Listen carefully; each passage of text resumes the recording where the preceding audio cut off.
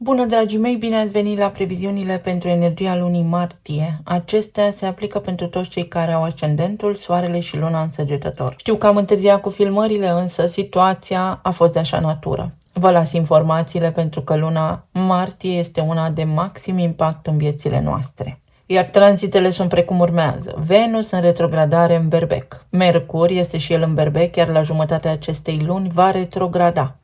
Soarele și începe și el tranzitul prin Berbec. Vom avea și luna nouă sau eclipsa de soare în Berbec și nu în ultimul rând ingresul planetei Neptun în Berbec pentru o lungă perioadă de timp. Toate acestea se produc pe casa a cincea, casa iubirii.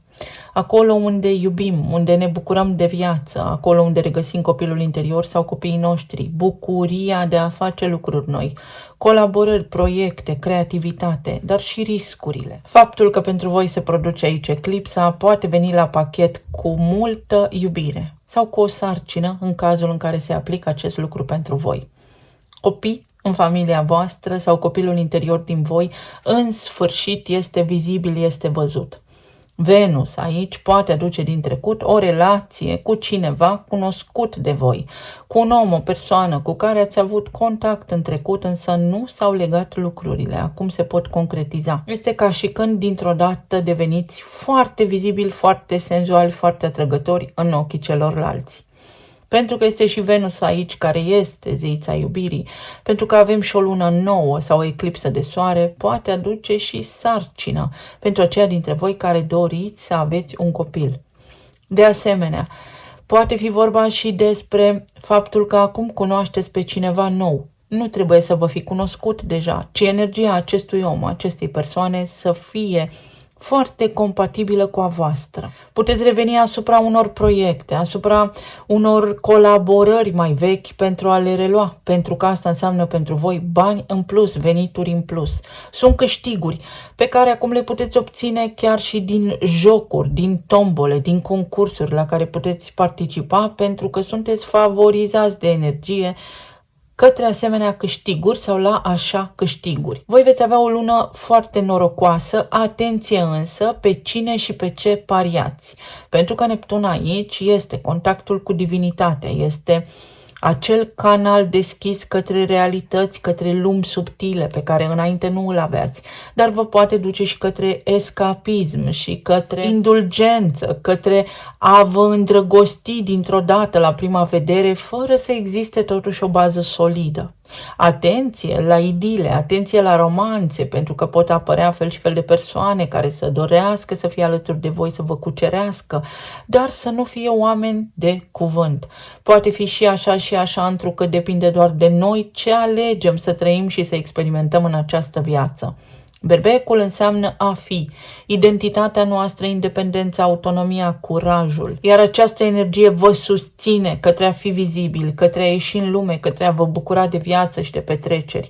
Dar nu pariați totul pe nimic sau totul pe lucruri pe care încă nu vă este clar către ce duc sau pe situații care nu sunt clare, pe oameni pe care nu îi cunoașteți foarte bine înainte. Tot pe parcursul acestei luni avem și o eclipsă de lună, care este o lună plină în Fecioară, iar pentru voi aceste lucruri se produc pe casa a 10-a.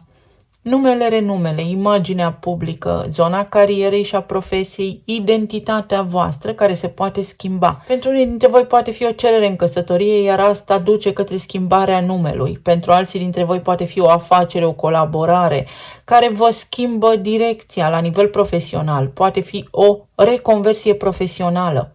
Pentru alții dintre voi sunt schimbări la locul de muncă, precum urmează.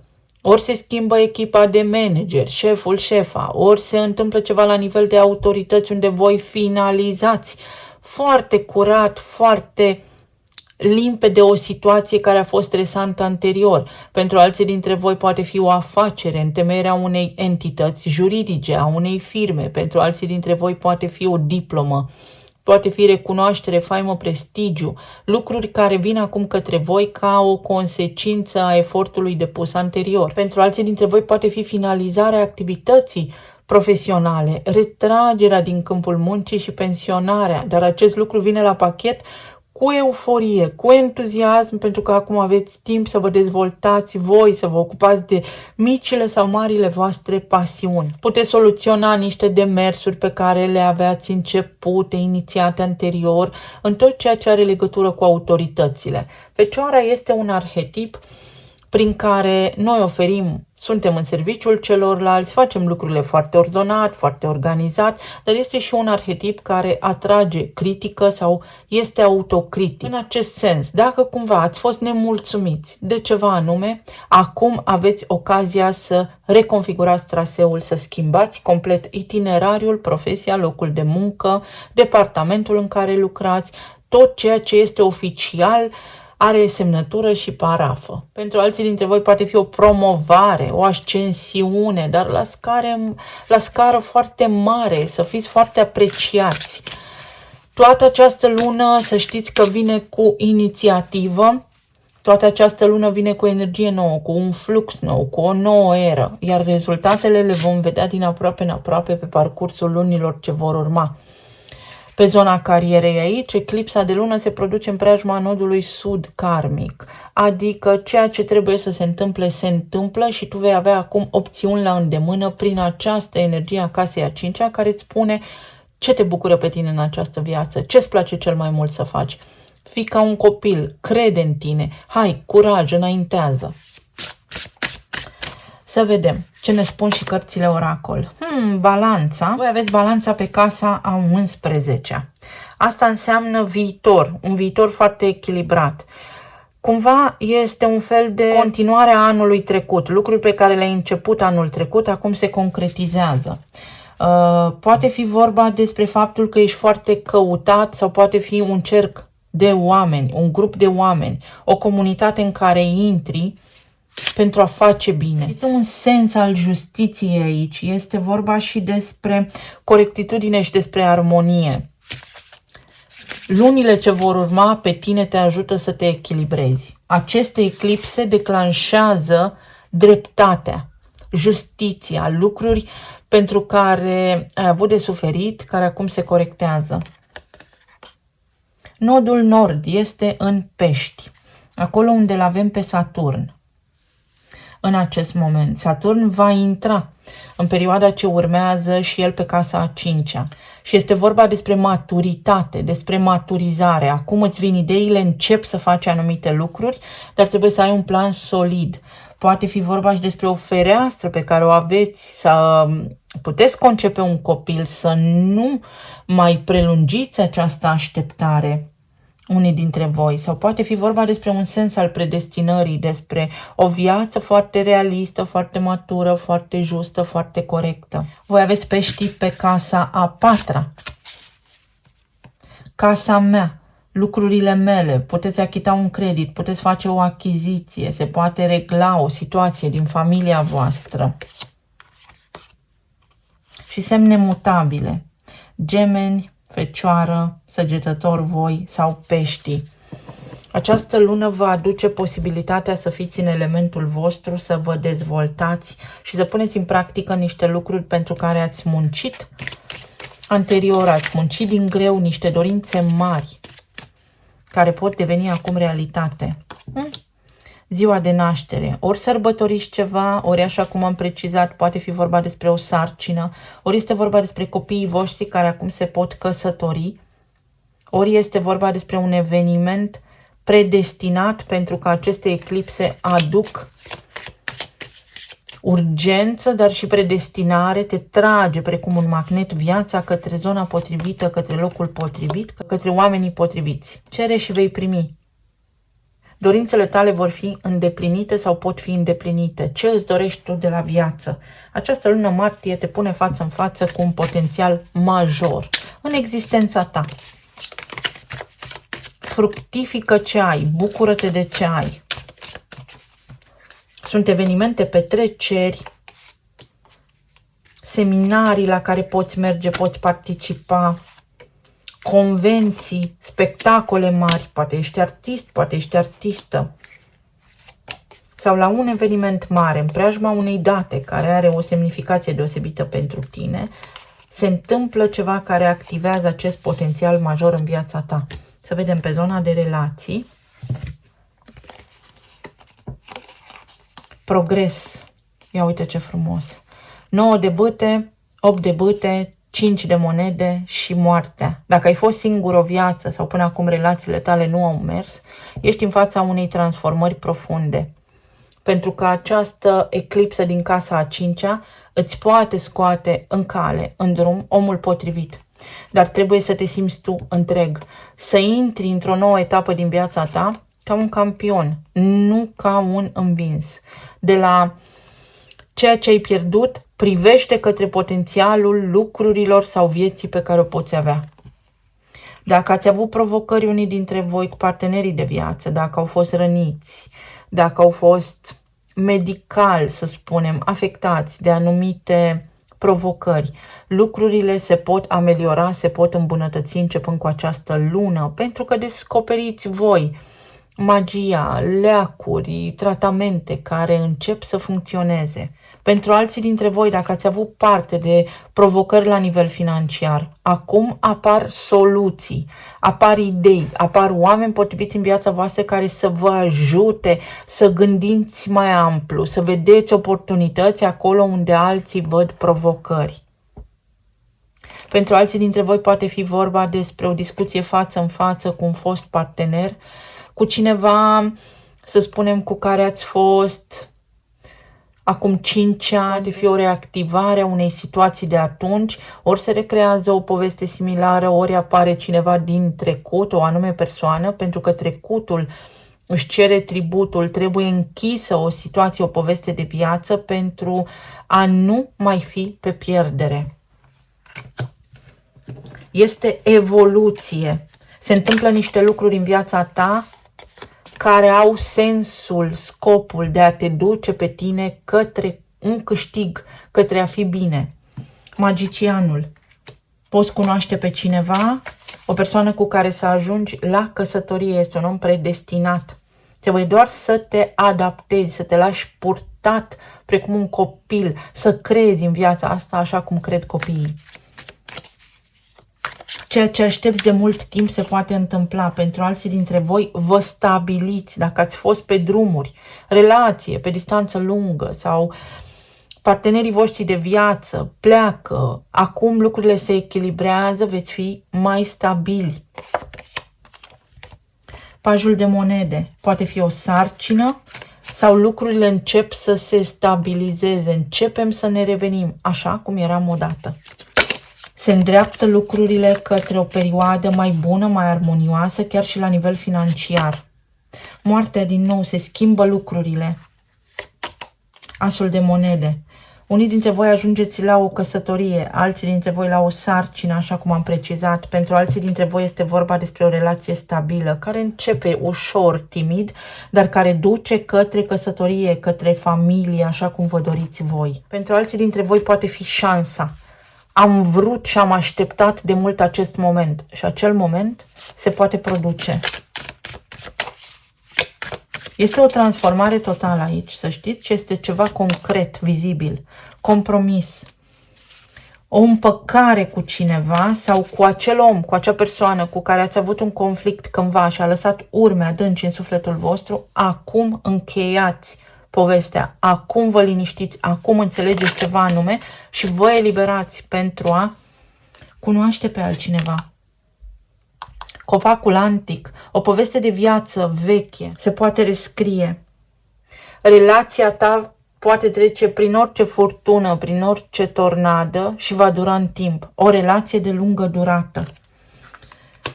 Căsnicia voastră. Poate fi vorba despre o separare în sfârșit, prindeți curaj, chiar dacă sunteți împreună de mulți ani, pentru că, uite, se poate și mai bine de așa. Sau am crezut că asta este iubirea, dar m-am înșelat și uite că pot avea parte de iubire. Iar pentru alții dintre voi se repară ceva în energia neamului vostru și voi veți fi bine în consecință. Ancoră, stabilitate, o relație de lungă durată. Se echilibrează niște lucruri chiar și la nivel financiar pentru aceia dintre voi care ați avut provocări în acest sens. Iar pentru alții dintre voi este indicat să lăsați în urmă durerea Dacă ați avut pe cineva care a trecut în neființă, începând cu această lună, trebuie să începeți și voi să trăiți. Nu să rămâneți blocați acolo, oricât de dureros ar fi. La nivel financiar sau la locul de muncă, lucrurile vă stresează la maximum și a venit vremea unei schimbări. Pentru unii dintre voi este vorba despre antreprenoriat sau despre câștiguri în plus. Cereți, ți se va da o negociere. Nu sunteți mulțumiți de zona financiară sau de salariu. Sau ați fost la un interviu și nu știți de ce nu v-au acceptat sau aplicați la noi locuri de muncă și piața muncii nu se mișcă. Cereți, ți se va da. Insistă pentru că reușești. Nu te lăsa înfrânt sau nu fi dezamăgit de faptul că nu reușești acum, pentru că nu depinde doar de tine. Anul acesta apar schimbări. Pentru alții dintre voi poate fi vorba despre un divorț, despre un partaj sau despre o separare. Vreau să mă desprind de acest loc de muncă. Veți vedea că apare. Dacă nu vă este bine la locul actual de muncă, căutați, pentru că veți găsi exact locul potrivit în care să ajungeți, ba chiar pe o funcție mai bună. 3 de bâte.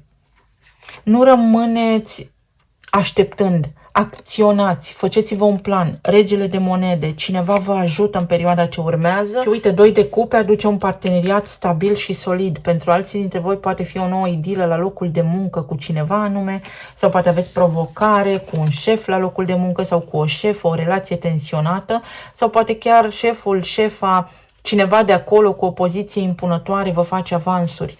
Raportați aceste lucruri, faceți demersurile necesare și atrageți atenția Departamentului de Resurse Umane sau cuiva avizat, pentru că lucrurile se vor remedia.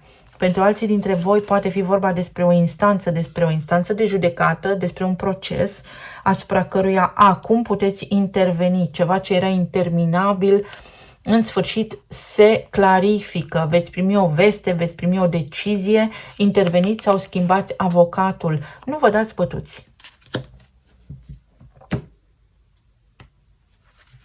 Un nou loc de muncă mai bine plătit, o poziție mai înaltă, dar cereți, inițiați voi discuția. Este foarte ușor de făcut, să aveți mai multă încredere în voi înși vă. Perfecțiune. Adunați niște date, strângeți niște date, bazați-vă pe experiența voastră de până acum, pentru că luna aceea plină din Fecioară spune clar, sunt nemulțumit. Sau poate unii dintre voi sunteți triști pentru că trebuie să ieșiți la pensie. Nu vă îngrijorați, vă veți găsi un cerc de oameni, un grup de oameni alături de care să faceți lucruri noi. Și mecanicul, o rutină care vă stoarce de energie. Poate fi vorba despre perfecțiunea Fecioarei, poate fi vorba despre niște proceduri de care v-ați săturat, sau poate fi vorba despre un proces prea lung, ori la propriu în instanță, ori prea lung de angajare, sau pot fi niște reguli care sunt depășite. Și acum puteți pune piciorul în prag, puteți iniția voi noi proceduri, puteți aduce noutate la locul vostru de muncă, pentru că se poate. Sunt teme care poate au legătură cu anul 2017. La nivel emoțional, ia uite, tot răul spre bine. Vă reveniți până la urmă. Lucrurile care vă stresează acum au un impact minim în viața voastră și există loc de mai bine, există un potențial mai bun, o veste fantastică pe care o primiți, care vă luminează viața, ziua. Regele de bâte spune, am putere. Am putere să obțin ceea ce îmi doresc. Trebuie doar să mă liniștesc puțin, să-mi controlez furia, gândurile, să nu mă stresez, ci mai degrabă să mă concentrez pe ceea ce am bun, pentru că, uite, primesc mai mult. Pentru alții dintre voi poate fi, așa cum am spus, o sarcină, o cerere în căsătorie sau cunosc pe cineva. Este o zi aici sfântă, o zi de naștere, o sărbătoare, în preajma căreia puteți cunoaște pe cineva. Pentru alții dintre voi este un om care în sfârșit își asumă responsabilitatea față de voi sau se întâmplă niște lucruri care vă duc în direcția cea bună. Este prestigiu, este faimă, este meritul cuvenit. Poate fi și o diplomă.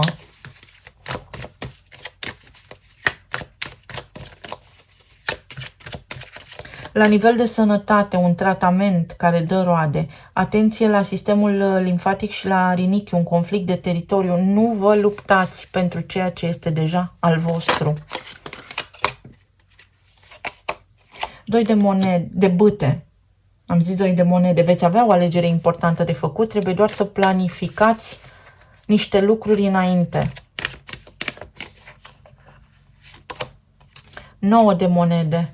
Veți obține ceea ce vă doriți. Pentru alții dintre voi puteți avansa sau vă puteți mișca mai mult. De asemenea, unii dintre voi aveți nevoie de mișcare, de mai multă mișcare. 10 de monede. Familie fericită, bani mai mulți, recuperare, regenerare, sprijin din partea cuiva. Nu sunteți singuri în asta. Dar alții dintre voi sărbătoriți nașterea unui copil, a unui nepot sau care are sens în viața ta, un sens al predestinării. Gânditorul. Cere și ți se va da. Să nu fii confuz. Luna martie nu este despre confuzie. Cineva se gândește la tine. O cerere în căsătorie. Poți soluționa, poți afla, poți descurca o situație. Nu mă pot vedea sau mă simt constrâns de o situație neplăcută. O vei rezolva. Camera. Lucrurile se stabilizează, lucrurile se clarifică pentru tine. Îți poți lua o casă. Și norocul. Noroc să deblochezi o situație, noroc să scapi de o stare de disconfort, noroc să te miști. Dacă ai stat în casă, ai lucrat prea mult de acasă, acum poți ieși în lume sau poți schimba locul de muncă dacă acesta a devenit foarte stresant. O schimbare și de casă poate fi aici, o moștenire pentru unii dintre voi, să știți.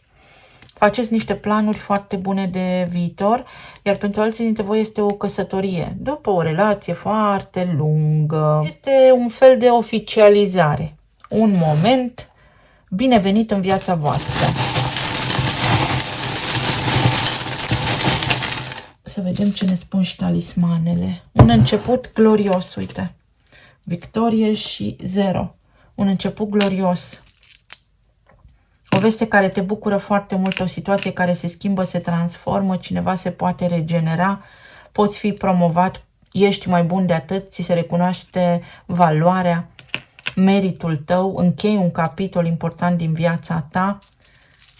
După ce te-ai zbătut foarte mult timp, pentru alții este o etapă de pensionare sau în sfârșit ai curaj să fii antreprenor, să fii pe cont propriu, calcule pe care acum când le faci sunt bune, ți se reglează cumva la nivel financiar situația, o situație alături de partenerul de viață devine mai stabilă, bani mai mulți, o oportunitate, o relocare, o inițiativă nouă, noi documente pe care le poți semna, o extensie a contractului de muncă, o extindere, o renegociere, o negociere.